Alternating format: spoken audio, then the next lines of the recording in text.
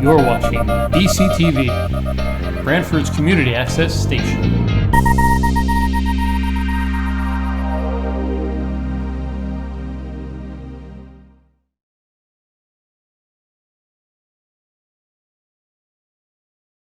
So welcome to everyone. We're really happy you're here today. I think you'll be happy that you came. My name is Bernadette DeJulian, and I'm a geriatric care manager, but I am one of the founders of Shoreline Eldercare Alliance. It's interesting that we call ourselves Shoreline Eldercare Alliance, and some people say, why do you use the word elder care? Well, we think that's something to be very proud of, and we give in that term elder. To me, means wisdom and elevation. And in many cultures, not in the United States, but in many cultures, calling people elders is a huge compliment. And as you know, for any of you who are churched, in many churches, it becomes an honor to be elevated as an elder in the church. But think of it as wisdom. So we embrace that term, Eldercare Alliance. We are the Shoreline Eldercare Alliance, and we've been in existence for 14 years. And we have a very simple message that is our guide. And that is that we guide and educate the community about healthy aging and senior life services. And we do that in many ways. We sometimes have presentations that have to do with health care per se, with doctors or nurses or whatever. And we have things such as senior travel. And today we have something that is really, I think, nourishing and uplifting, and we have a panel of people who are going to share. They range from the age of 76 to 101. And they're going to talk to you, and they're going to be led by Dr. Margot Marin, who is a senior herself. And they're going to talk to you and share with you the ways that they have learned or have always embraced life with meaning, with relevance, with vitality, and with hope. And they have always embraced that as something to reach for, something to be. So before I do that, if you get a chance, go to our C table over there. We're a not-for-profit organization on the shoreline. We try to reach people precisely from New Haven all the way through Old Saybrook. And we have monthly presentations up and down the shoreline. And then once a year, we have a fabulous celebration called the Celebration of Healthy Aging. Recently, that's been held at Woodwinds in Brantford. It was just held September 7th. It's an all-day event, and we celebrate seniors. We have music, we have dancing, we have entertainment, we have a wellness room that shows you all different kinds of services, and we have a keynote speaker, a humorist, and all kinds of things. It's a wonderful, wonderful day. How many people in this room, first of all, one question, how many of this people in this room already have been to any events that C has hosted, either presentations or the big event? How many people have been? So there's quite a few people who are new to C. Great. And how many people have been to the Celebration of Healthy Aging? So we have a lot more people to inform about our organization, and hopefully today we'll begin to do that. All right, so that's our organization. We hope you'll come to many other things in the future.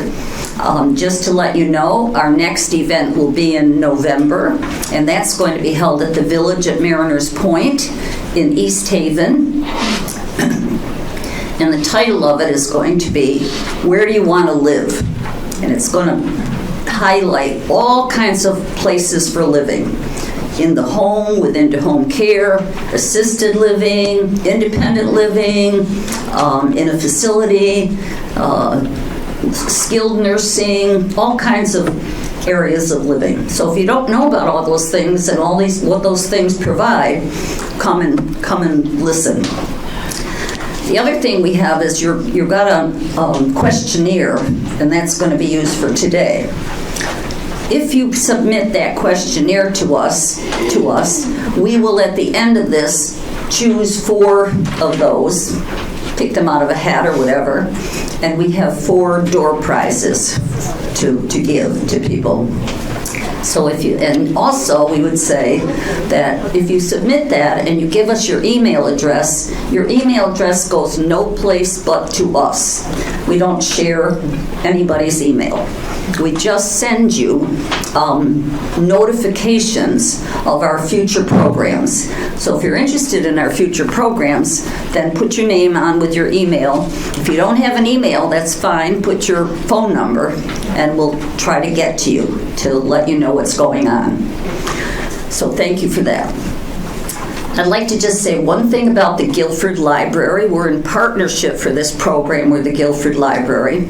We love the Guilford Library. They're very, very supportive of us, and they have wonderful programs here in addition to ours. So I ask you all to go on their website and see what's offered here. Just fabulous speakers, entertainment. This summer, my husband and I sat out in the courtyard for music. There's all kinds of things provided here with a wonderful staff that's very helpful. So we ask you to support the Guilford Library. Thank you. And now I will just introduce quickly, we have, several members of Shoreline Eldercare Alliance, but we don't all come to every one of our events or presentations. So I'm just going to introduce some people here who are here from C in case you have questions later and you'd like to ask them.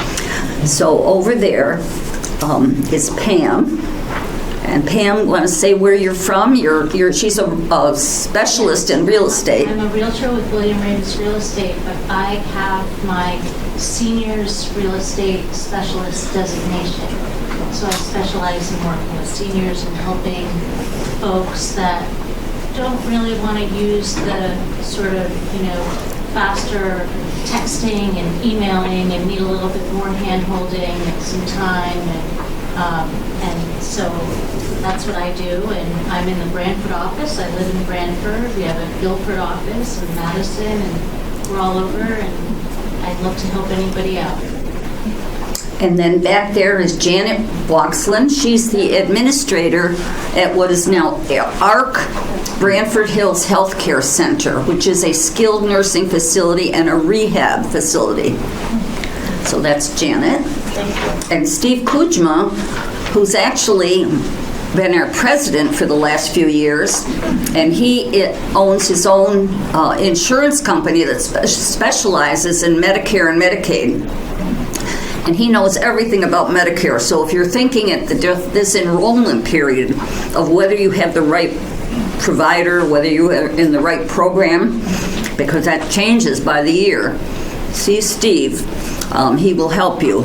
And we really thank Steve because he saw us through the pandemic, which was not an easy thing. As you know, we were all kind of closed down, and he saw us through, and we used his website as his Zoom account, and we did Zooms every month. We provided a lot of education, so we're really grateful for that, and I think we've survived, and we've had our last great celebration of healthy aging, so we're back in full practice now.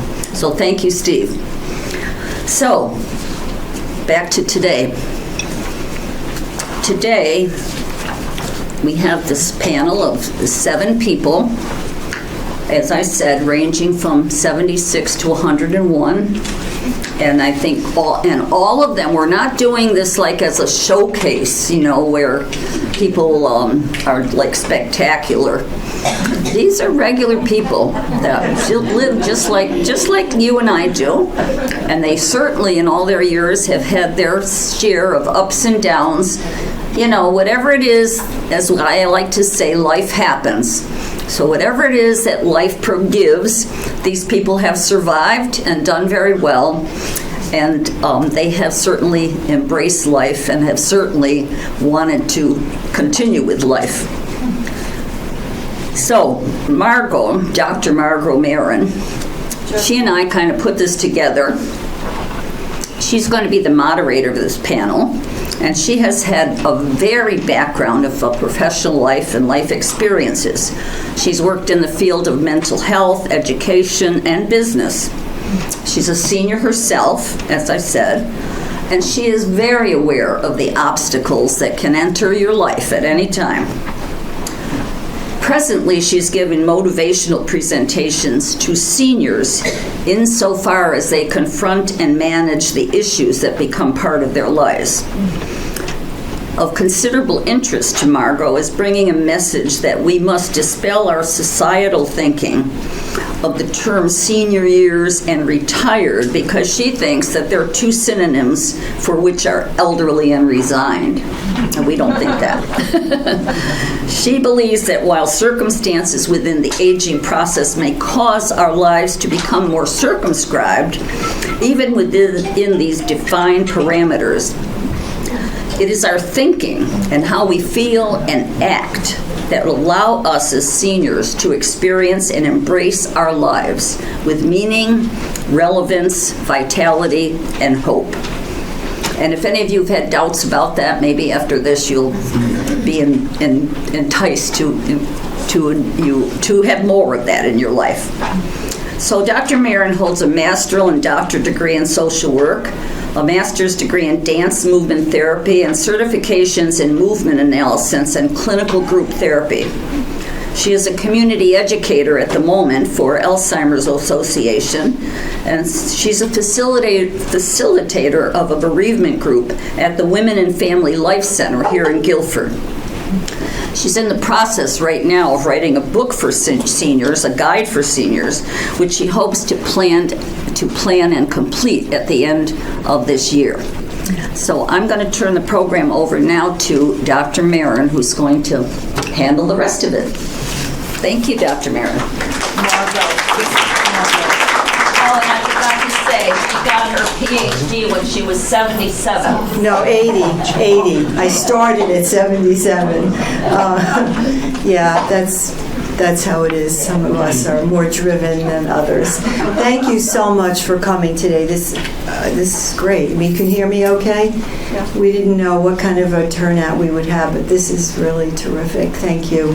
And the panel, before we even start, I want to say thank you for being here. It's Saturday, and the leaves are turning color, and you probably would like to be somewhere, maybe outside, but you're here, and this is great. So how it came to pass, thank you, Bernadette, for reading that little bio of mine.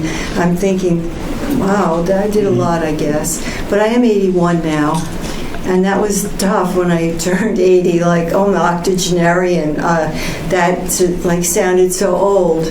And I've thought about that. It was more so when I got to be 80 than when I got to be 70. So while this program is not about me, it's about some of the thinking that I had, and I was so pleased when I met Bernadette. Actually, I first met Steve Kudjman. He, in insurance, I needed insurance, and he told me about this organization, SEA, and then I did a presentation, and that's how I met Bernadette. And from that evolved this, I was thinking about how so many presentations that I'm aware of that are made that make sense, that we all want to be part of, would be presentations like things that I'm involved with, bereavement, or talking about loneliness when we're getting older, becoming depressed, living on their own, being a widow or a widower, which I am for a year and a half now, and that whole process of what that meant, and experiencing that in living color while I had to teach a class a month after my husband died on death, and telling them, look, I'm going to share it with you, and living through things that are very traumatic to all of us, and respecting the fact that every person that I know that's a senior, and as the years go by, and I'm sure you can relate to this, has things we never thought that we were going to be dealing with. Maybe we have a spouse that we have to become the caregiver to, or we are dealing ourselves with some kind of chronic illness, or people that we love have died, and like, how do we reconstitute and redefine our identity? So in thinking about all of that, and then meeting Bernadette and doing the presentation, I thought, well, what about other things for us as seniors? What about the upbeat things? What about looking at everything that can happen and expecting it might happen, but saying, wow, I'm here, I'm alive, I've been given this gift. How can I embrace whatever the hell it is I have? How can I make something work so that even within this framework of whatever the negatives are, it's not all negative. There has to be something in there, like options. There has to be something else that we could do.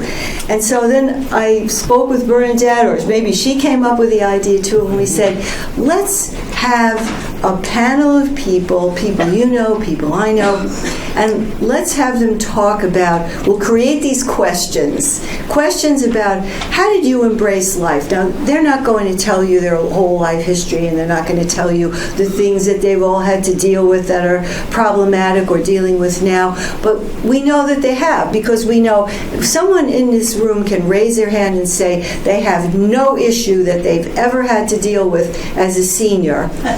Is there anyone?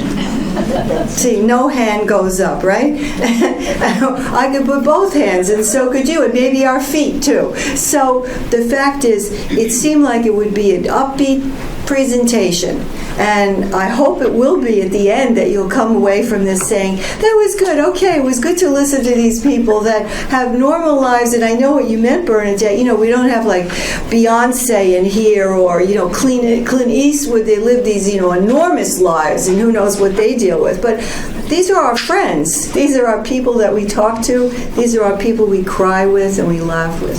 So we came up with questions, but first I want to say that I did a little research last night because I suddenly panicked. Oh, maybe I don't have enough information, maybe I need more. So I researched, which I like to do, that in 2020 about 50 million persons in America out of 330 or so, it's a little variable, but everywhere is a different statistic, but that's about it.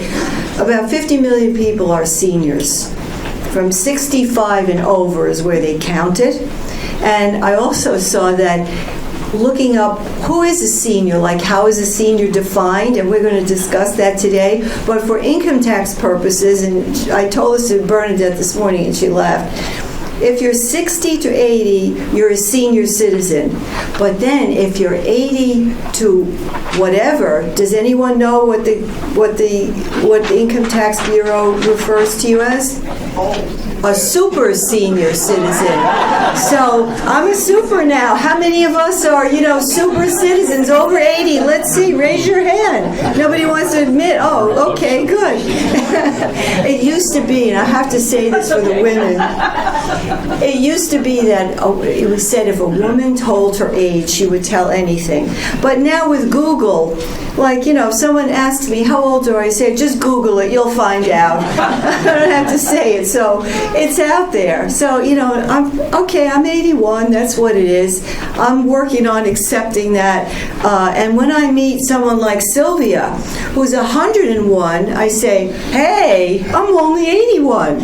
Of course, someone who sees me that's 61 will say, whoa, boy, I'm glad 20 more years I got to go till I get there. So it's all relative.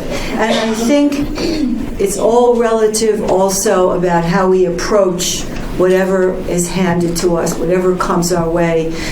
Things that will happen that when we were 25 years old, we didn't think it was going to go that way, right? I mean, I'm sure everyone would shake their head.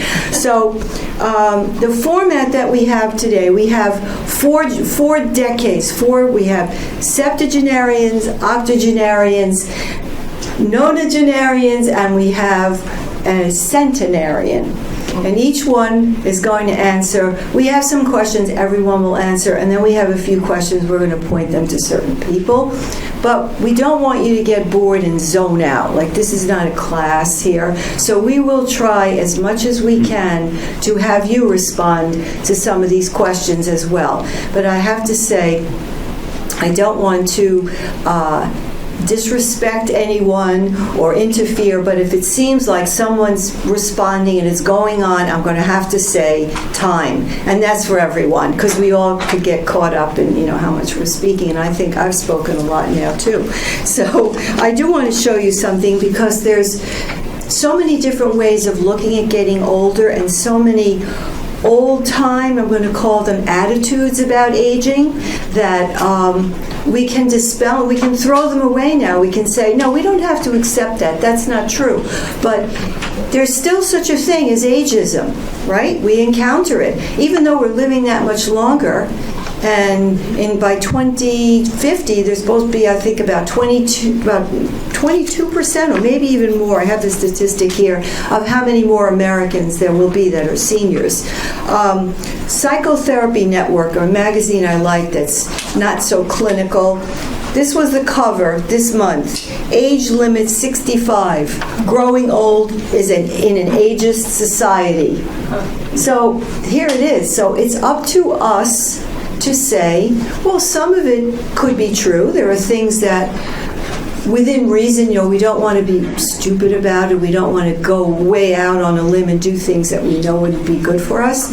But there are many things we're doing now that people who were older in the past did not even conceive of in their mind. When I went back to school to Southern, as a person 62 and over, my degree for 3 years was free. All I had to pay was $55 a semester, 9 semesters. So for $500, I got a doctoral degree. So, and anyone could do whatever. I mean, anything you choose. I think the key is whatever it is you choose. I'm a person that's, you could tell, I have to be like busy, going, doing, that's me. But let's say someone loved to knit and there was never time. And now you say to yourself, I just want to sit there, I want to knit, I want to watch shows, listen to music. At the end of the day, when I get into bed, I go to sleep, I feel great. That's what counts. What we're trying to show here is the purpose, is that how you engage with life, how you embrace life, if it makes you feel good as the years go by, as best you can, even when there are challenges, then it's good.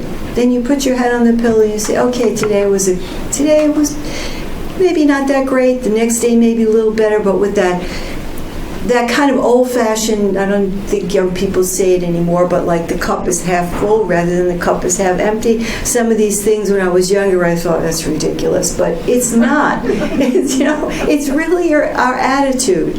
And I must say, I mentioned before that I'm a widow.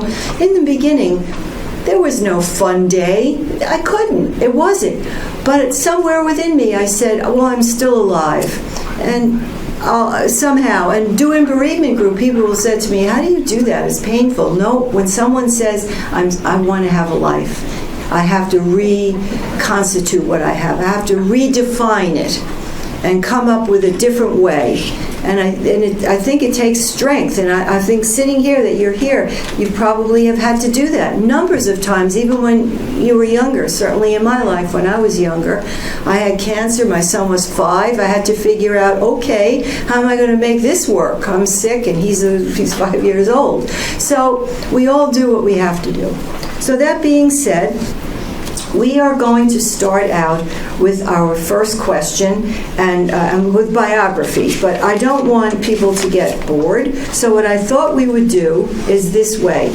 I will read a very short biography of the first person and say the question, and then the person's going to respond. And when we get those 7 questions finished, hopefully, and it's 2 o'clock now, we can have 1 or 2 people say something about their own response, and then we'll move on, because we do have a number of questions, and I see time passes faster than I thought it would.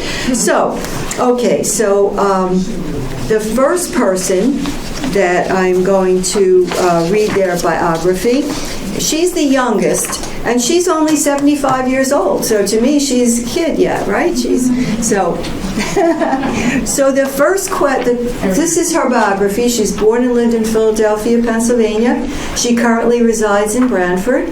She was married to Robert Thomas. In December, it'll be 55 years. She has 2 children, a son and a daughter, and 2 grandchildren. She went to Richmond on Green College in Richmond, England. Her study concentration was art history, studio art, and humanities. Rhode Island School of Design she also studied at, and the Yale University she studied art and art history. And she was a teacher in Florida. She traveled or lived in various parts of the world as a result of her husband's work. She's lived in the United States, Europe, and Asia, as I said, her husband's work. Now, you have to understand, these biographies, they could be, enormous, and I'm just making them very small. They all have, as we all do, a lot to say about who we are and what we've done and all of that. And her current involvements are, she paints and she exhibits her work, and I met her at the Baca Gallery. If you want to know about it, ask me later, in Bradford. And she's a teacher of painting. Mixed media is her forte. And she still travels, and she also plays mahjong. So here is the first question for you, Gina. She likes to be called Gina rather than Regina. How does it make you feel when you are referred to as a senior? I don't mind it, contrary to you, Mark. I really don't. I think it's a badge of honor. I guess because I had the opportunity to live in other countries and cultures. They respect their elders, and that's been going on for many, many generations. And I really do. I think it's tremendous. I do think that this country sometimes is youth obsessed, but we're outnumbering them now, the boomers. I was one of the first boomers, not literally, but I was born in 1946. So I just think that it's important for young people to learn from us. I always used to tease my children and my grandchildren about all this wisdom oozing from my pores. Are there any takers? But we've had to live through the roller coaster of life, and we've survived. And not only survived, I think we've thrived. Most of us, that's what makes us. It can make you or break you, and you really don't have much of a choice. I have an Irish background, and one of the things I remember that, they're very blunt, and they would say that you have 2 choices. You either die young or you grow old. So there you have it. Thank you. So our next panelist is Judith Slies. Judith is 76. She resides in Cheshire, and she's married to Ron, and they have 2 daughters and 2 grandchildren. She went to UConn, Trinity College in Hartford, Connecticut. She got her master's. Western New England University with an MBA. High school English teacher, that is what she did first. Then she went to post-university Tonsas Community College. Did I say that right? Yes. University of Connecticut, Waterbury. She was composition teacher. Post-university, and the management center, she was an administrator. Marymount College, she was an associate academic dean and director of institutional assessment. And the National Science Foundation, she was an evaluator of fund projects. And her current involvements, she is Lower Connecticut Valley Chapter of American Association of University Women, Cheshire Democratic Women's Club, St. Thomas More Chapel. She's involved at Yale University, and she is a docent at Mattituck Museum. So the same question, which I'll be repeating, how does it make you feel when you are referred to as a senior? Well, initially when I became a senior, I was a little sensitive about the term. And in the organizations that I was involved in at that point, I was very careful to say, well, we have new members and we have veteran members, because I wasn't sure people were also going to be comfortable with saying, well, we have new members and old members. So it was always veteran members. When I became when my daughter had children, I was a little uncomfortable with being called grandma. So, as Margot was saying, at this age we get to do what we want, be who we want. So I decided I would be Gemma, which was a cross between Judith and grandma. And everyone in my family adapted to that. And finally, I certainly have never been shy about taking advantage of senior discounts, senior tickets, senior seating. So I think we're going to talk today about what are the benefits, and certainly that's one of them. Thank you. Next is Sis Serling, who is 86 years old. Sis was born and lived in Philadelphia, grew up there, and currently resides in Hampton for many years with her husband, who's sitting next to her, Jim Serling. They've been married for 67 years. They have 2 children, a son and a daughter, 2 grandchildren, and as of last week, they are now great-grandparents, 2 great-grandchildren. So that baby is, about 10 days old? She went to Temple University. She taught elementary school. She was involved with social work and involved with marketing. And Sissy was also very involved with current involvements include lifetime of involvement within the Hampton community with school politics, civil rights advocate, fair housing advocate for the state of Connecticut, attends a variety of cultural events, member of a book club, participates in a variety of lectures and educational programs, and she likes to travel. That's a very nutshell, as all of each person. So, being referred to as a senior, how is that for you, Sis? It's just another stage of life. You're a child, you're a teenager, you're an adult, and then you become an adult senior citizen. And I kind of think it's nice. I like the attention that I get. I happen to walk with a walking stick in places that have uneven pavements, and it's just wonderful. People, I feel like they're spreading a carpet in front of me. They absolutely make an aisle for me to walk down. So that's kind of a little bit of fun, but it's just another stage of life. I don't think of it as being old at all.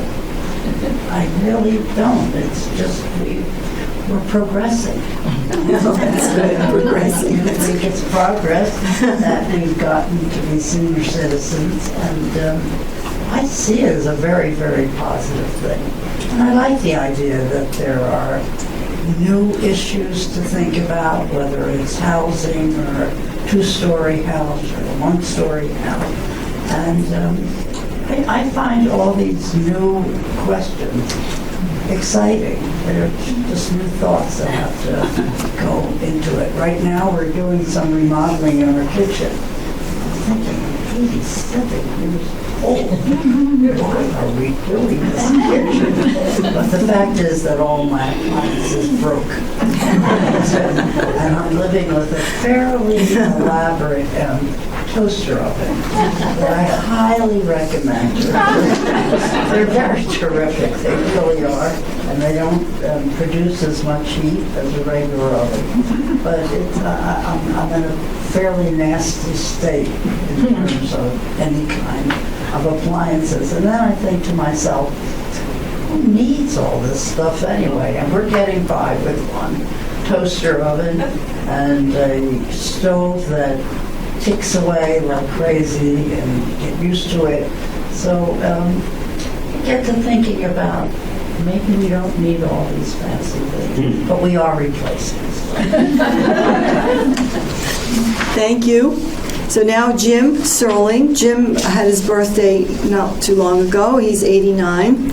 He was born and lived in Northeast Pennsylvania. He currently resides in Hamden, and he's married to Sis, and they, as I said, for 67 years, and I said they have 2 children, a son and daughter, 2 grandchildren, and the 2 great-grandchildren. He went to Cornell University and Temple University School of Dentistry, University of Pennsylvania, and Beth Israel Hospital, Boston, and his specialty was periodontics, and he was a periodontist from private practice from 1960 to 2010 in New Haven. And Jim's current involvements: part-time professional involvement at Yale University and at the UConn School of Dentistry. He plays the clarinet, which I happen to know that he learned after he stopped working full-time, so he hasn't played it his entire life, so that was a new endeavor that he took on. And I've heard him play, and he's really great, and maybe he's for hire for parties, I don't know. I played at a party I had. He's a member of Klezmer Band, and he travels, and he also, with his wife, and I guess independently too, attends a variety of cultural events. So Jim, your take on seniorhood and being called a senior. I guess I've always felt obligated to be a realist. So senior is just the name that's given to my status. It's like when I was in my second year of college, I was called a sophomore. And the next year I was a junior, is another name. And it's just marching along the road as far as I'm concerned. I have no special feelings about it, although I'm aware that I'm sort of the median person in the lineup, which I assume is a lineup in chronologic in age order. Yes, you're right. 3 over here and 3 over here, which is good. Time has always fascinated me in one way or another, partly because my mother and father sent me to school when I was 4 years old, first grade. And so as I went through the years, I was always the youngest one in the group. Everybody else was always a year or 2 ahead of me. During those early years when your age was important, each additional year was a sign of status. If you were 8, you were more important than the 7-year-old. And a few years back, I realized that it's a little different now. But that's fine. I have no tremendous problems. In general, I feel tremendous gratitude for the current age and the hope that there will be more years to go. Thank you, Jim. Our next panelist is Syria.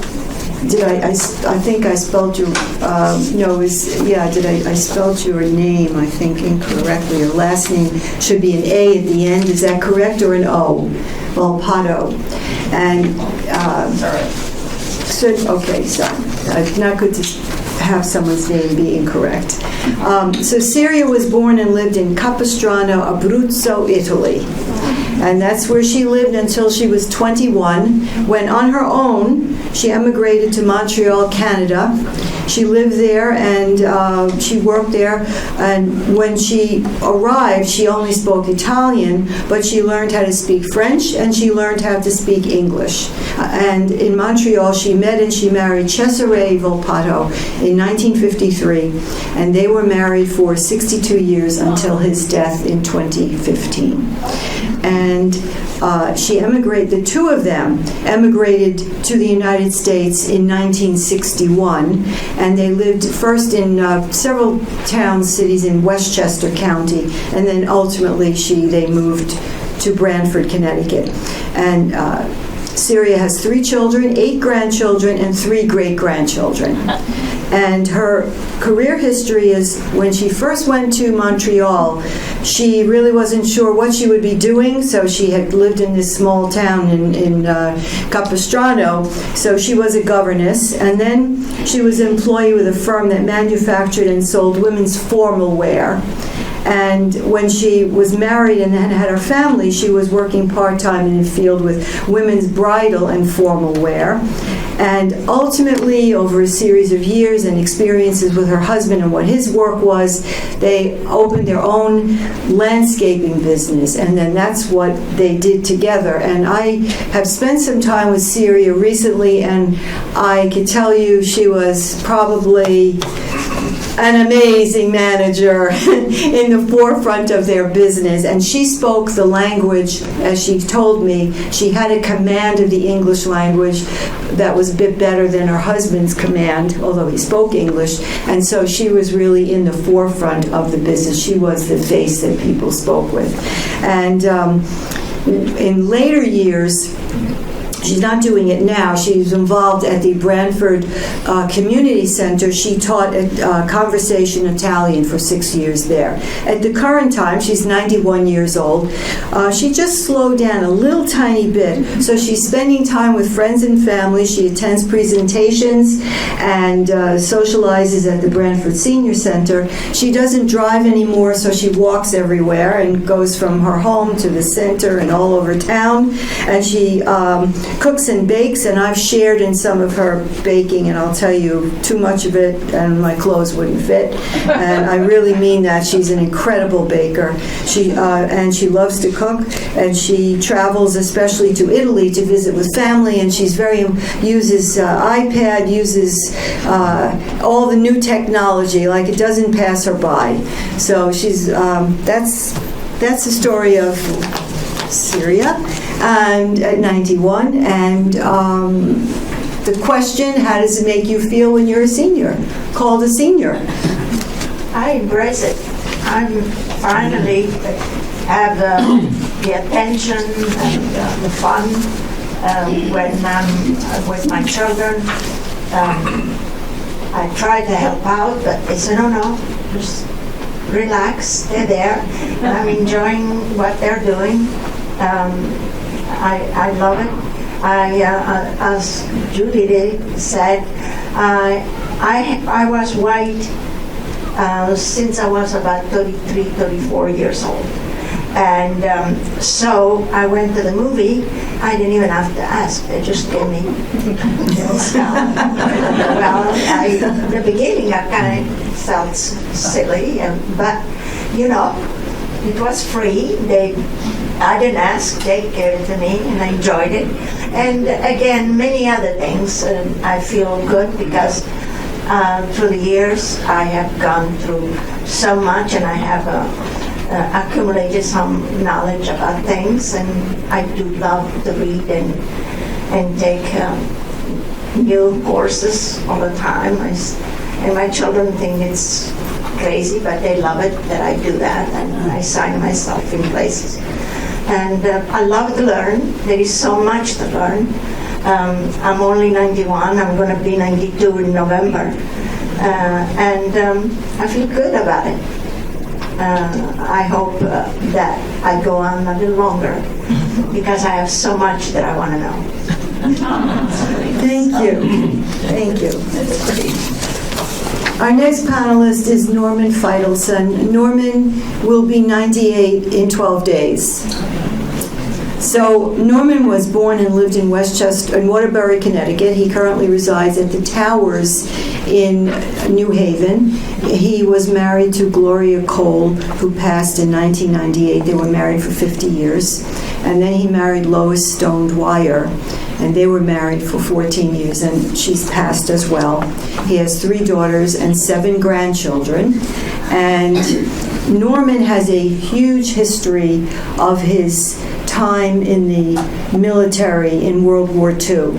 And that would be a conversation, and to listen to him talk about it, that would be fascinating. So I've just written a few lines about it, so Norman, please forgive me, I had to really shorten it up. He was in the Army in the 5th Infantry Division. He went to Scotland and he was in direct combat during the Battle of Bitburg. He listened at one point in time to a talk that was given by General Patton. He was there in person, and he did participate in liberating one of the concentration camps in Czechoslovakia. So he has, and many other experiences that he had in World War II that are very interesting to read about. And hope one day you'll maybe make a presentation about that. It would be great. His education and career, he went to Central Connecticut State University.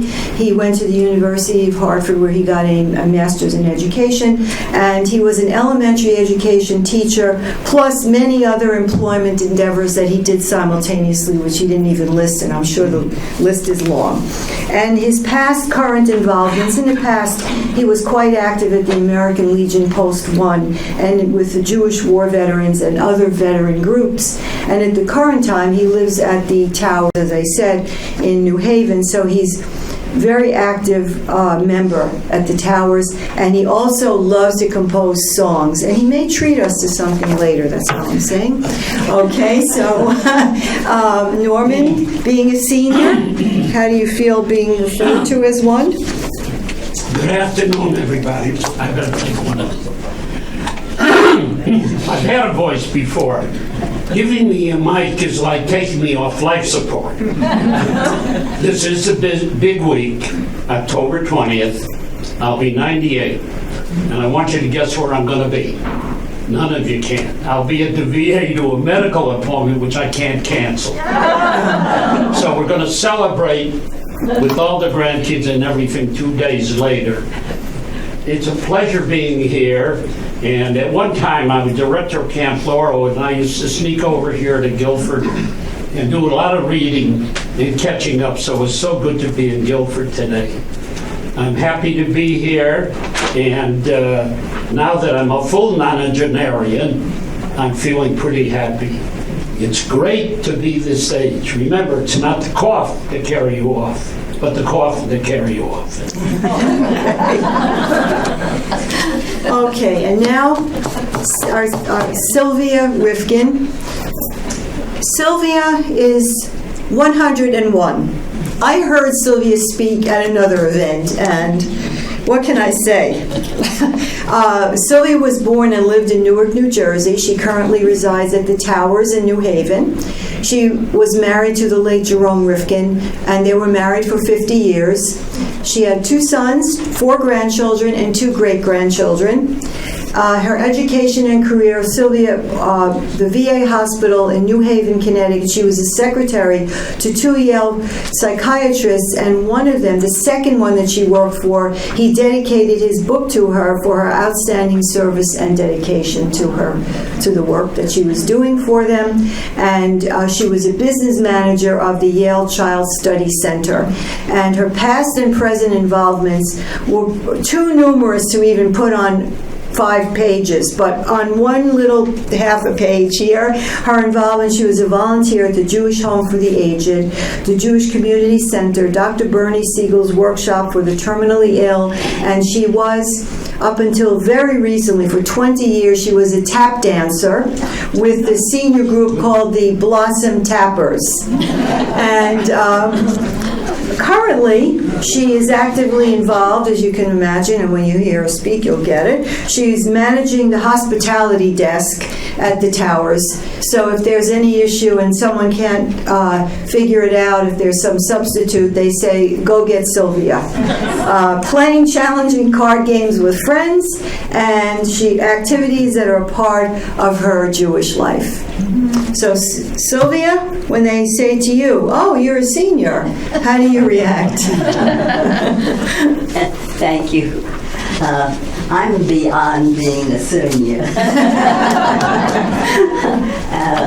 Many people call me the matriarch because I'm the oldest of all my cousins, those that are still here, not too many.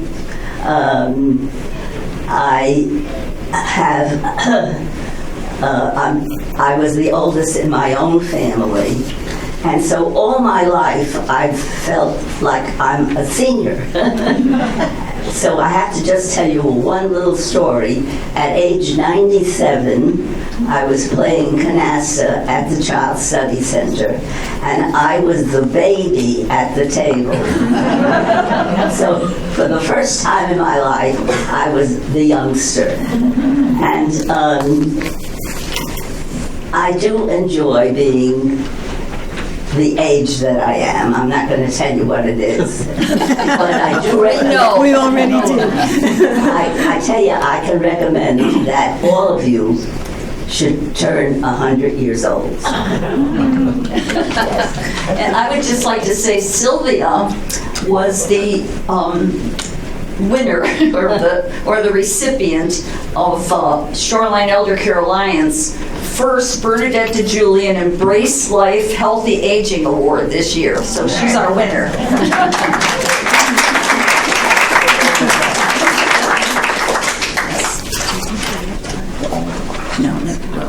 Not all the people. No, of course not.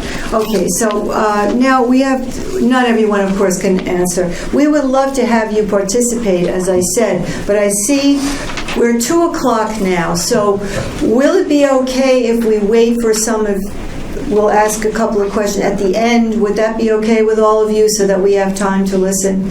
Yeah? Okay. Because we don't want you to not be involved and just to sit there, but I could see that, it takes longer than we think it takes. So, Syria, question for you, and you have it in front of you, and we had gone over these. Was there something that happened in your life that caused you to alter or change your thinking, and how did you react to making this conscious shift? I went through so much as a young child. I was going through the war. German invaded our little town, and it was quite an experience for a child to grow up that way. I had to relearn many things after that, because the war kept on going on, and finally in 1945, when finally they were out of my town, we started to learn all the terrible things, because we were sheltered. My parent and most parents didn't let the children know what was going on. So there was I was growing up by then, and when it's wartime, you grow up fast, and so the only thing I wanted to do is get out. My father had told me how beautiful America is and how free. The biggest thing for me was to be able to vote, because my parents couldn't vote. Mussolini wouldn't allow it.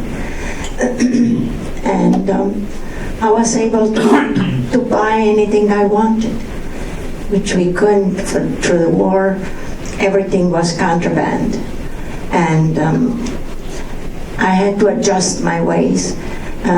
When I finally was able to come, leave the home, I had to wait until 21, because my father wouldn't allow it.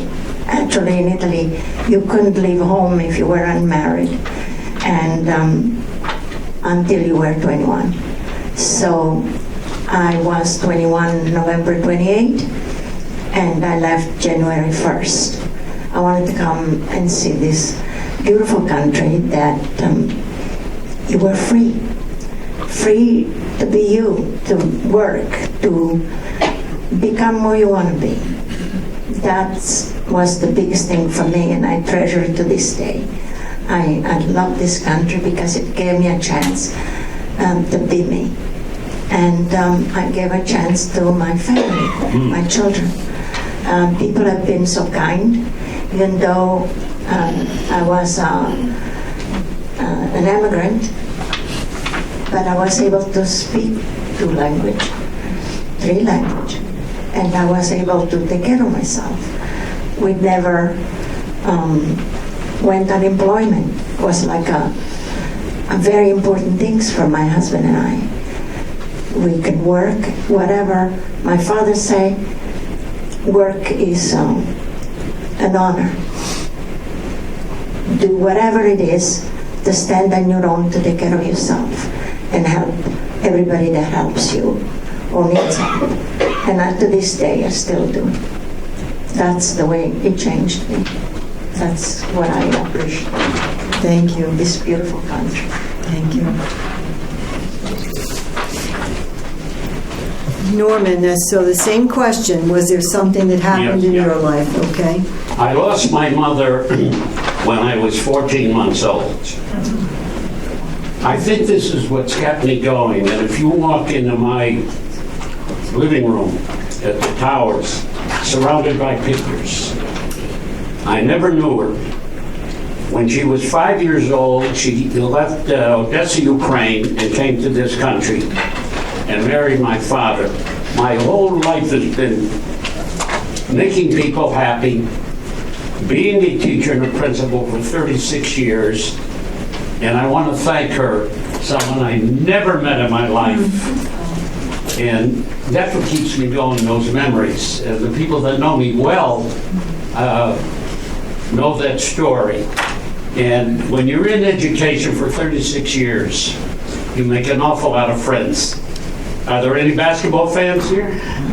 I refereed 30 years in the Ivy League, in the Yankee Conference, when they were paid nothing.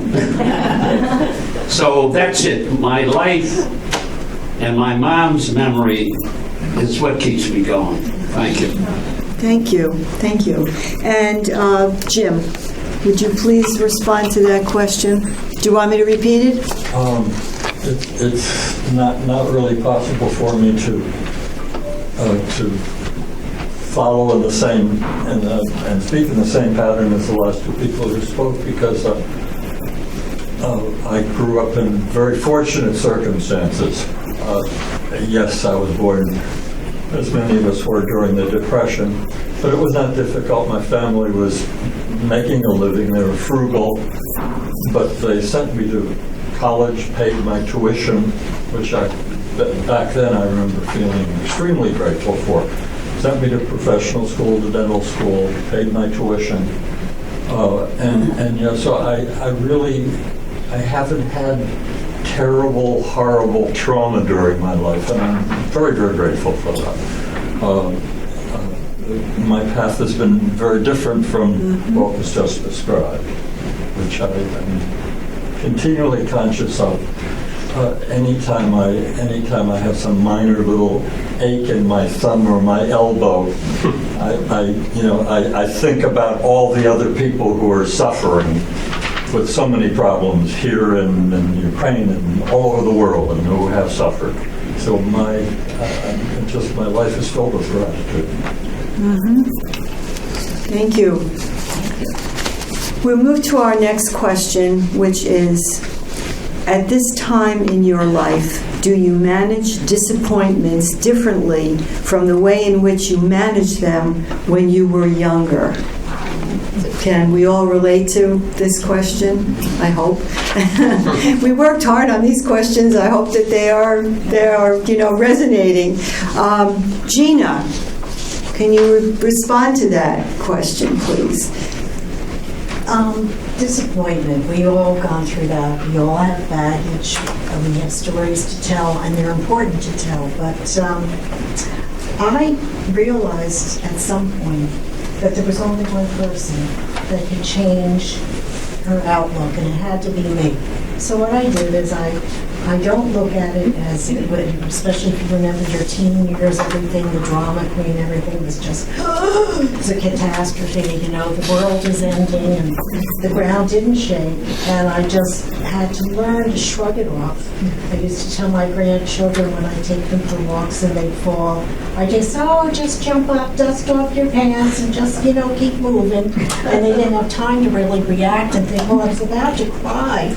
So that's the way we are. It's how you're approaching. So disappointment to me is just one of those stumbling blocks that we need in life. I have learned many things from my mistakes because, believe me, I've made a lot of them. So it's one of those things that I just never look back on. Because when you start to dwell on the disappointments, that, oh, I'm so close to winning that award, oh, you know, it's silly. You just go on. And that's what makes you a better person, I think. I'm trying. I'm still working. Thank you, Gina. And Sylvia, we would like Sylvia to respond to that question, please. I'll try. Well, I think I have changed over the years. I used to take disappointments to heart and worry over it a lot. I don't have time to worry anymore.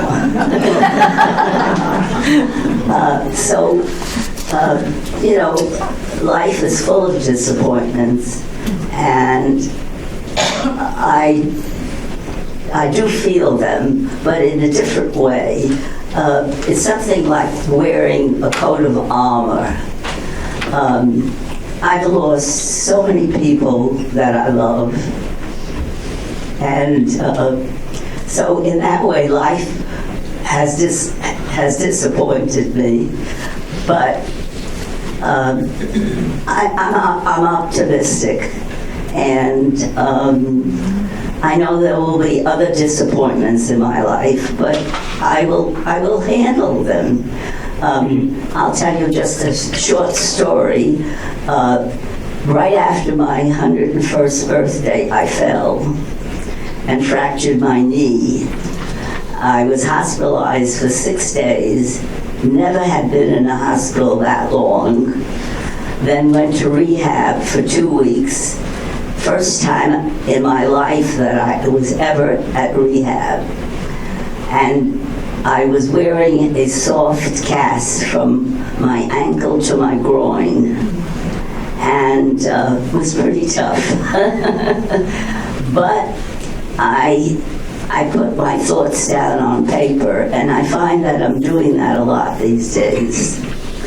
Maybe it's something I want to pass on to my children, because I don't tell them everything, but they'll read it. And so I thought to myself, the pain that I had wasn't nearly as bad as the pain of losing my modesty and my identity almost. I felt like a baby being taken care of by strangers. But I said to myself, I'll get over this. And with the love of my family and friends, this will pass. And it did. So here I am. Thank you. Thank you, Sylvia. And Judith, we would also like you to respond to this question, please.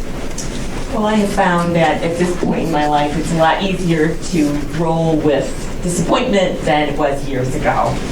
I sometimes think of the fact that 3/4 of my life has passed, and so time becomes very precious. And I also think of my legacy, and I'm a positive thinker, and I want my family to carry on thinking positively. So I often think of, I remind myself what the big picture is, what's really important in life. So I've been disappointed there, but what becomes important are things like health and family and faith community and, security, for which I'm grateful. So I think at this point it is, we've been hearing the word gratitude often already, and we're only partly into this program. But I think that gratitude is just very important. Being thankful for every day. I tell my family often, every day is precious, and I do try to live that. Thank you. So I'm looking at two clocks here. This clock is saying 2:44, and that clock is saying 10 after 2. That's right. So that's correct. So what I'd like to do, Bernadette, now, is I'd like to have a little bit, let's have a little from the audience. So we had the 3 questions.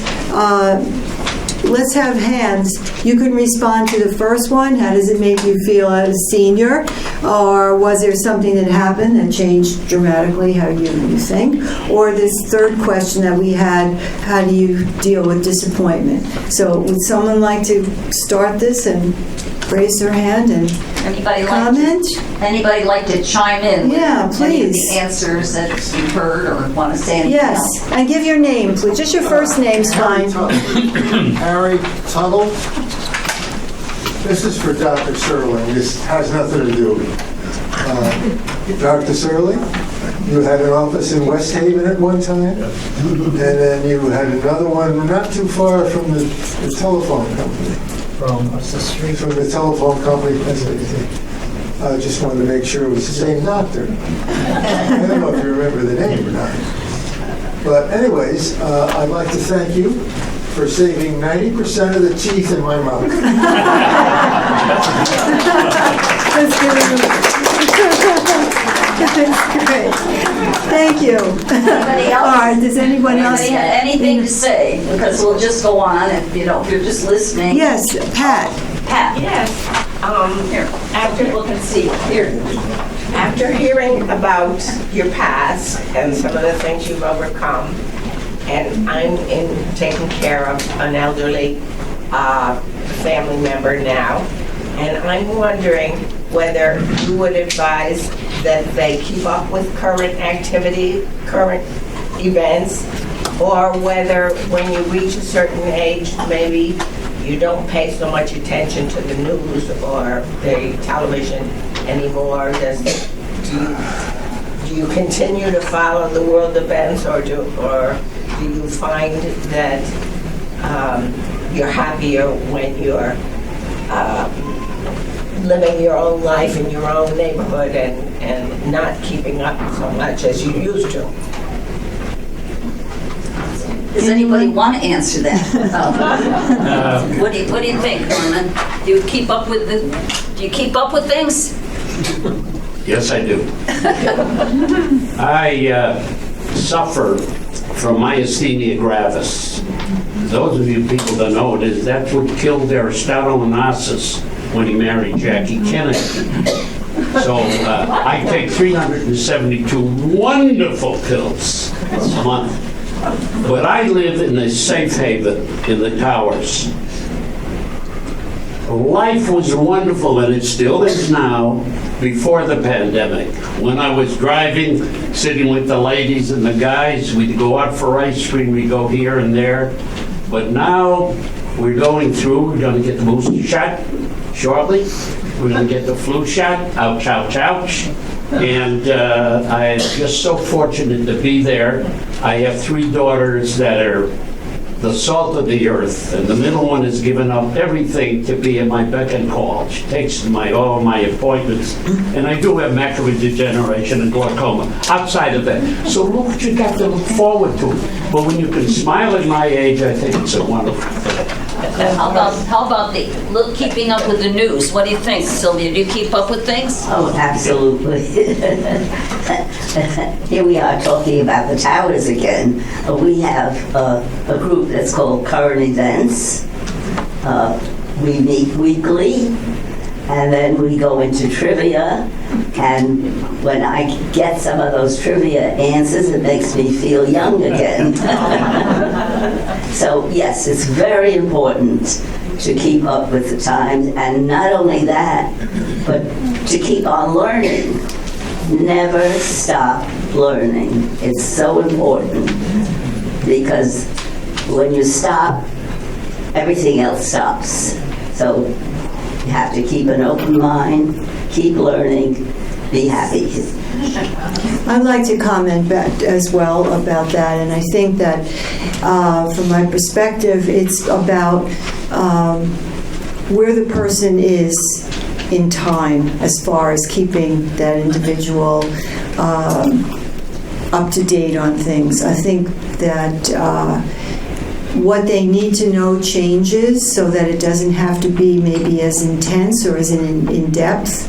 And if a person sits and watches what's happening in the world and they're looking at it, maybe the discussion is not as, I'll use the word again, intense, but whatever is absorbed, and that's fine. And if a person asks questions, respond to those questions.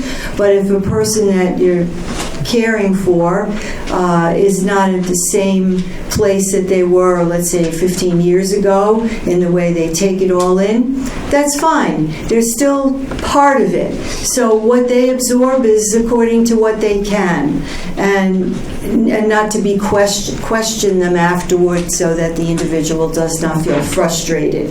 Because I think many times people who are not absorbing information or the world around them in the way they did when they were younger, they realize it's happening, but because it's them, there isn't anything they can do about it. And questioning them and putting them on the spot makes it frustrating for all parties concerned. So that'd be kind of like my clinical input on that, but that's how I would do it. I would like to make a comment about that too, because a lot of times when people get older, as you know, a lot of people get some dementia, and sometimes people's dementia increases. But my favorite phrase is "in the moment." In the moment. So I have a woman I work with. She has Alzheimer's, but she's very high functioning because she was a very social person in her life. So when I take her out one day a week, we go to museums, we go walking all over the beaches, we go hiking, we go out to lunch, we do all kinds of things, and she carries on this conversation with me, and she's having this wonderful time. When she goes home and her husband asks her what she did, she can't remember. She says, I don't know, I had a good time, and I had ice cream. That's it. So, but I say, so what? In the moment, she was having a wonderful time. So sometimes you have to just go within the moment. Okay, now let's move on to our fourth question, and it is, how do you cope with illnesses and/or deaths of family and friends? And this question is a little serious question, but a very important question, because that's what we look at when we get older, if not to us, to the people around us. So, Syria, we would like you to respond to this question, please. How do you cope with illness and/or deaths of family and friends? Well, that's another very, very hard thing to do, especially if it is a child of yours or your husband. My husband was very ill for about 10 years, but he was never really handicapped. He kept on wanting to do things even when he was at the hospital. He used to say, why don't you organize a nice trip? Well, let's go to a cruise. He discovered cruise. We tried to make the best of it, and we enjoyed it the best we could. But it's very hard to adjust to that, especially after they're gone. And well, actually, I didn't even realize that I was losing so much weight and lost my hair and everything, simply because I was taking care of him 100%, because he wouldn't allow anybody to touch him or to help him. So it was hard, but you know, it's your own.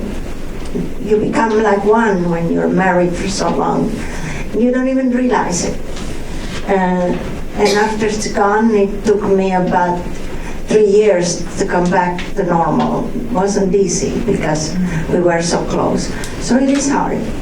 But you always make it somehow if you have family that supports you and care about you. You'll do fine. You just have to embrace it's life. It's life. You do the best you can.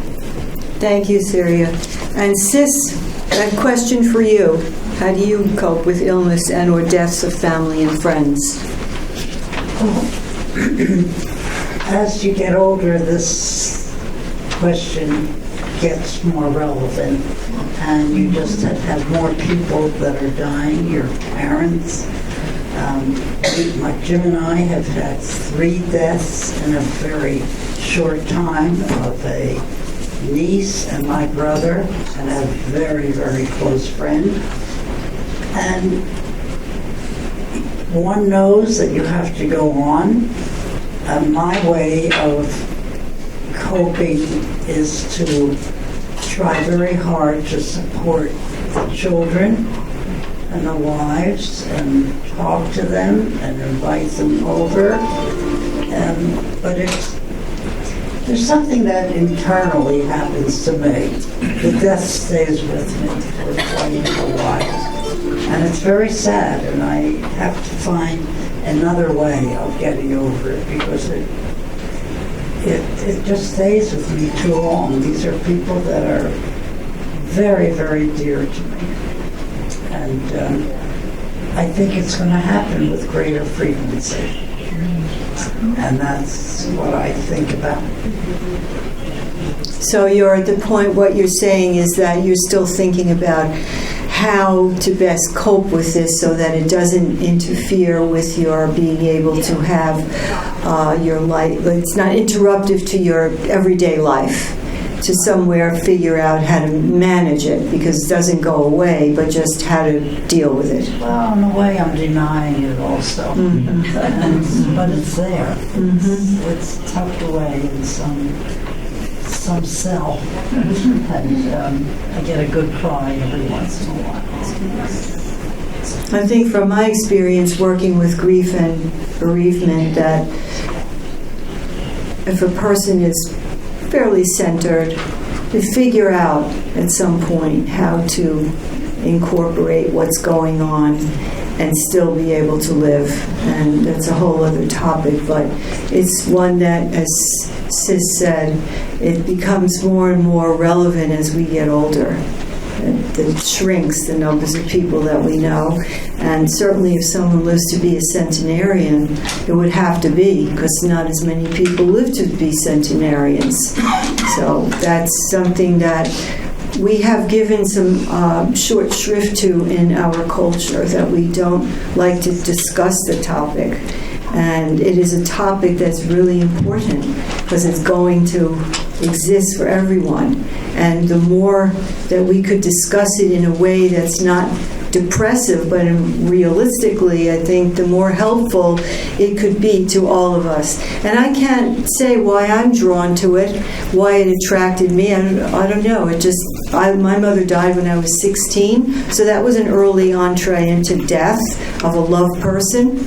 But I don't know, maybe other persons would have said, I never want to deal with that topic. But as I got older, it seemed so important that to know more about that, because knowing more about it and being able to cope would make life be more manageable and maybe more joyful, embrace it better as we get older. I certainly feel that way now.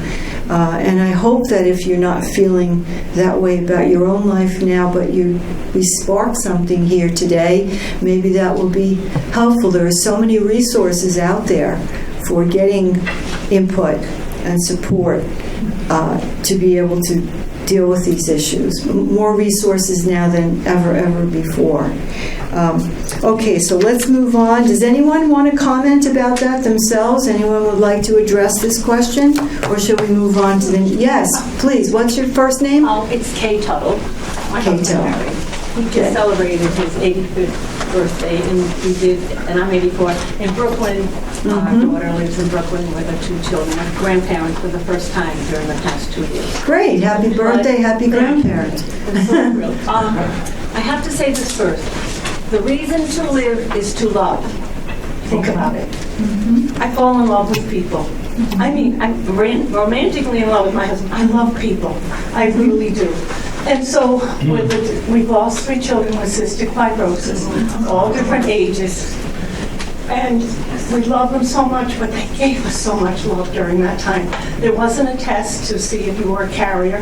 It's a recessive gene, and we both carry it. Mine came from Ireland, hers came from Germany. And in the 80s, after we had our children, they found the carrier test for it. They could identify carriers before they got married, so we had nieces get the test. But in our family, I'm the oldest of 5, 4 of us carried the gene. Mine came from my father, Harry's came from his father. And so what happened then, our son lived to be almost 33, and I guess it was shortly before that, there was a fall of communism in Eastern Europe, and the orphanages were full of children. So we felt, our son is still alive. He won't, the males are all born sterile, by the way.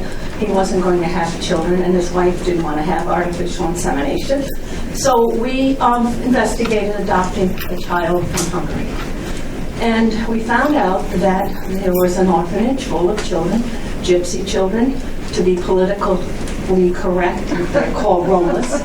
And we had the test, we had a home study from Catholic Family Service. We decided we'd go over there.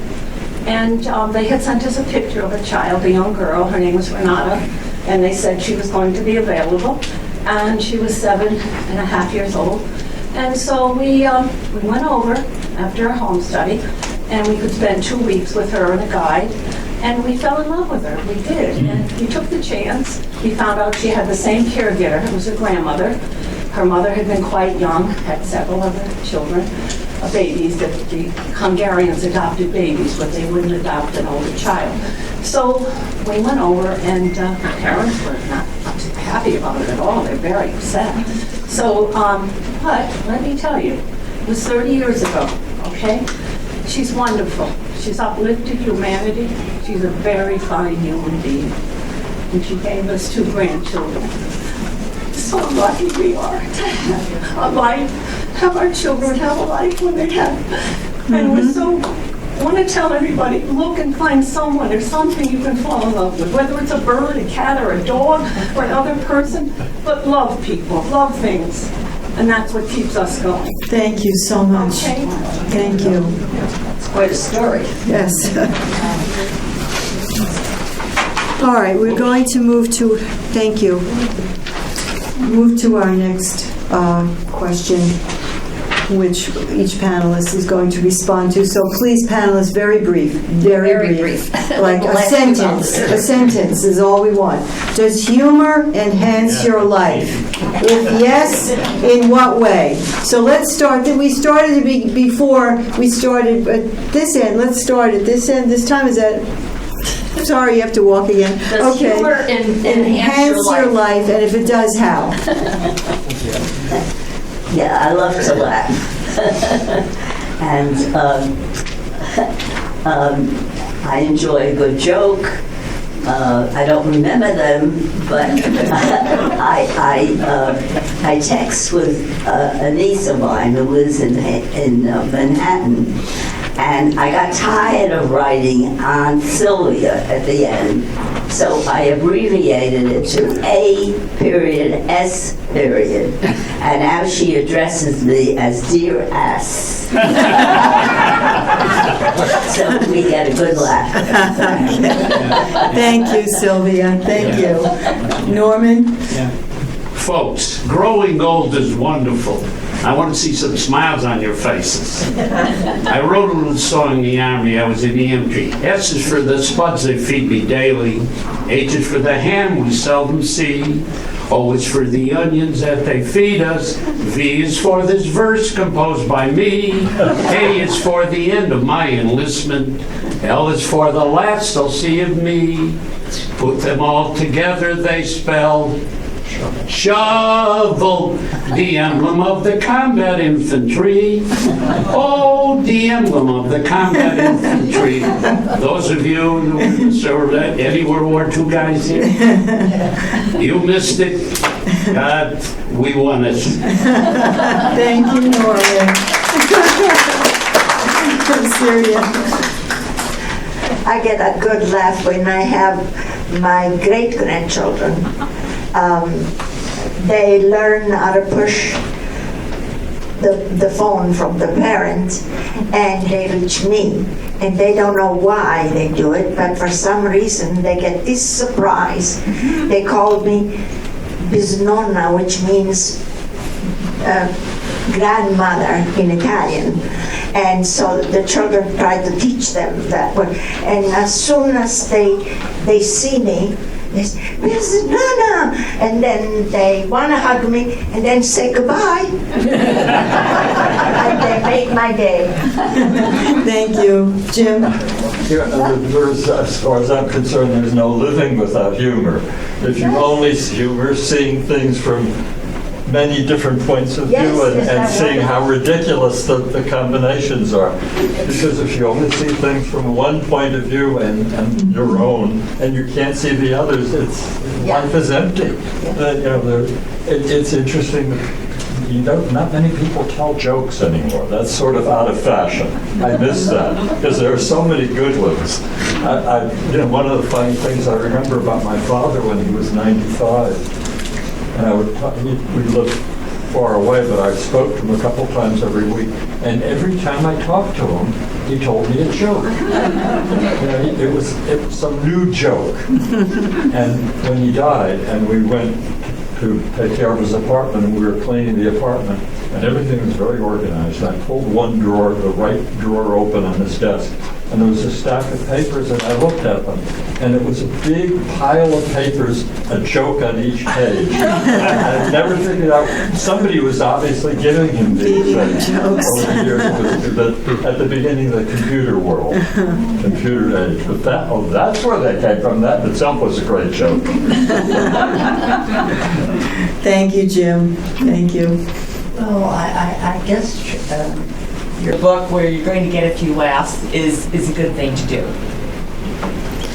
Thank you, Judith. Humor. I am not good at telling jokes. I think people get more entertainment when I try to tell a joke. So they say, come on, Gina, tell that. And so I've learned to not do that. But I do find one thing that I discovered, because everybody in my household is a comedian but me. I go to, this is my secret, but I go to Pinterest, if any of you have ever gone there. And there's a lot of humor and cartoons in there. And so every once in a while, so that my grandchildren think I'm cutting edge, I will send them a text with that particular something on. I'll look it up and say something, whatever's going on in their new school, or lifting weights or whatever it is, that they would identify with, and send them the text. And they just think I'm amazing, and I say, just to cheer you up today, I know it's a rough day, and so that's my secret. But I also find I laugh at myself. If I can't laugh at myself, you can't laugh at anybody else. And the absurdity of life, we're all ridiculous. And it's just great to look in the mirror and laugh at yourself and not take yourself so seriously. Thank you. Thank you, Gina. So our next question, I'm going to go to our question 7, which is that everyone's going to respond to, is at this time in your life, what gives you the most pleasure? What do you enjoy the most? Quick answer. What gives you the most pleasure in this time of your life? Just one sentence. One sentence. One sentence, okay. I have a Facebook portal, and I get to see my great-grandchildren at play, and they call me Gigi, and it's absolutely fantastic. technology is a wonderful thing. Excellent, thank you. Gives you the most pleasure. Ditto. Just what Sylvia said. My great-grandchildren, now it's wonderful, and my grandchildren and my daughters, it's a good thing to be aging. If you do it, love it. Thank you. Gina, what gives you the most pleasure? Well, again, it's the children. When I am with the children, there is nothing but a lot of fun because they're teasing each other, then they get together, and it's a house full. My daughter has a bigger house, so she's the matriarch at home, whether she likes it or not. She does makes great meal, and I just sit there and enjoy seeing them having a wonderful time. That's the best for me. Thank you. Life is good. Generations are wonderful. Continues life. I heard a great, and optimism is fantastic. I heard a great definition of optimism the other day. Optimist defined as somebody who doesn't let the past continue to influence him or her. The pessimist dwells in the past and is limited. Thank you. I think I'm going to pass on that because everybody's commenting on that. The things I most enjoy are cooking. I actually like to cook, and I like presenting my family with meals that they enjoy. I love reading. I'm in 3 book discussion groups, so I can barely keep up sometimes. I love to hike and bike and travel, and those are the things that give me a lot of pleasure. And Judith does all of them with gusto. What gives you the most pleasure? Most pleasure is not having the tight schedules I had when I was raising my own family. I can take a nap whenever the hell I want to, read books whenever I want to. It's just great, and I just find it great. I tell all my young people, you wait, there's more to come. I always think that someday when I'm in a chair someplace and can't do anything else, I'm probably going to be really happy because I'm not going to have to drive 100 miles a day and, all these things. I'll just be resting and watching the birds. I always think that'll be a wonderful thing to do. Just you can slow down. Wait, Sylvia has one thing to say. This is to Dr. Shoreline. Dr. Shoreline was my dentist when I lived in West Haven. This is a reunion today. Well, I have to ask Bernadette a question. Yeah. Okay, this is our final, and we appreciate that you've stayed this long. So this is our final question. Was as a person in the senior category, let me speak here so you hear me. As a person in the senior category, are there any thoughts that you would like to share with this group that relates to embracing life? Anything that we haven't said that you would like to add? And we certainly hope you'll say something from the audience, too, about your take on embracing life. But we'll have our panelists, whoever would like to respond to that on the panel. Anything you want to add? To this. Oh, she prepared for I this. prepared for this. Okay. And it's a quote by George Bernard Shaw, a fellow Irishman. And he's not alive today, if you know who he is. He was an Irish playwright. He said, quote, "We don't stop playing because we grow old. We grow old because we stop playing." And I thought that really puts it in a nutshell. Great. Thank you. I think, what we've learned today is doing new things and being with people is very, very important. For us, being with our faith community is very important. So I think this is a way to embrace life, to stay active. Bernie will never be old because she's very active. It's good. Life is good. I just want to say something. I mean, I know it doesn't matter whether you have a faith community or not a faith community, but those of you who do have a faith community, and Judith and I are really lucky we're in the same one, and some people here too, we have a really strong faith community. And just this morning we went to an interesting memorial, And it wasn't for anybody in our faith community, but it was for a brother of someone in our faith community. And just people there embracing the people who were mourning. And there's just so many things. I just think having a faith community, no matter what it is just great, because they're there for you, and kind of as family, as another family. And my kids live away from me, so they're there for you, like in sickness and health, good, bad, love, hate, whatever. I mean, your faith community can be there for you. So that's just a wonderful support, I think. So for any of you who do have that, you're lucky. Anybody else want to answer that question about, let's see, what was it? How would you like to share any thoughts about embracing life? Just do it. Say it. Just do it. If it comes your way and you like it, just do it. We have, as seniors, we have so much opportunity that we didn't have before. We have a lot more time. A lot of us aren't working.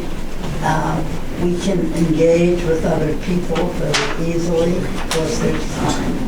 And it's really nice to, I think the things that you like to do present themselves to you, so just do it. It's wonderful. Yeah. I would say think critically as possible about your values, so that you can put more emphasis on the good stuff and exclude the other things. And I would push more and more emphasis on family and community, as others have said. I feel the same way. Everything has two sides, positive and negative. And look at the good side.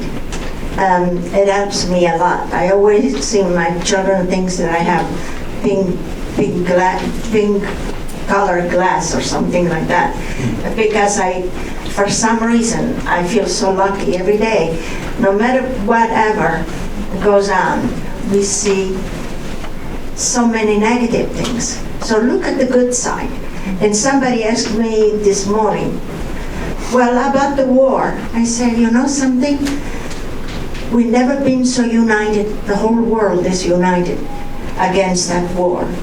So look at that, how good it is. Another thing is, many of the young people in that country are against the war, so they leave. So that's another good thing. So let's look at the good things in life instead of the negative. That's the way I feel.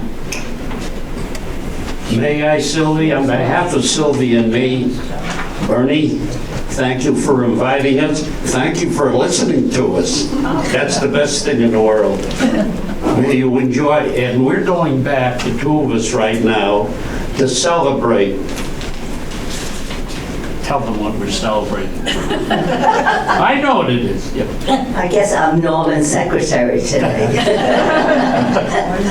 We're going to celebrate New Year's in October at the Towers. But what I wanted to say is keep an open mind. Don't jump to conclusions. And I'll tell you just something that happened many years ago. A young relative of ours was coming to Thanksgiving with a new boyfriend. And I said to her mother, oh, I'm so excited. Have you met him? She said, yes. I have to tell you, look beyond the green hair. And he turned out to be a wonderful young man. Thank you. I want to thank Bernadette for giving me the opportunity to be part of this today. It was great. Thank you all for coming. Thank you, panel, for being here. I want to know how many people sitting in the chairs right now are under age 70?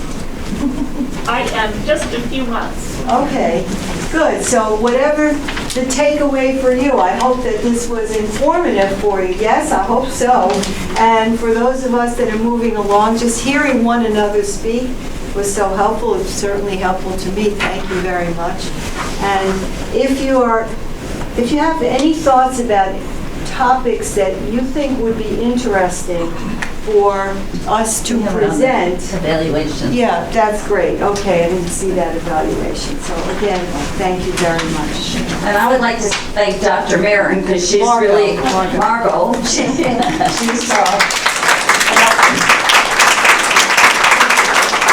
really outstanding member of our community. We hope she'll be able to help us more with this whole aging jazz. I'll be there. I'll be there for you. We have sort of the same energy level. So at 1 in the morning, we're texting each other like it's natural. Then at 1 in the morning. I get my best joke is that people call me up the next day and they'll say, "Are you okay?" And I say, "Yeah, why?" They say, "Oh, we got an email from you at 2 a.m. Are you okay?" I say, "Oh, that's when I do my work." I have a question. Anyway, yes. Yes, who picked the panel? Who picked the panel? Who picked the panel? We both of us. We both did. Well, I thought the panel was really a great choice. They all had different vocations, and then you had a married couple, and you had different ages, and I thought they all had a unique story. So I was very pleased. Thank you for saying that. One of the things we wanted to do was choose people that were upbeat, that we knew were upbeat. Because we know a lot of people that wouldn't be as upbeat, and we wouldn't want to have them.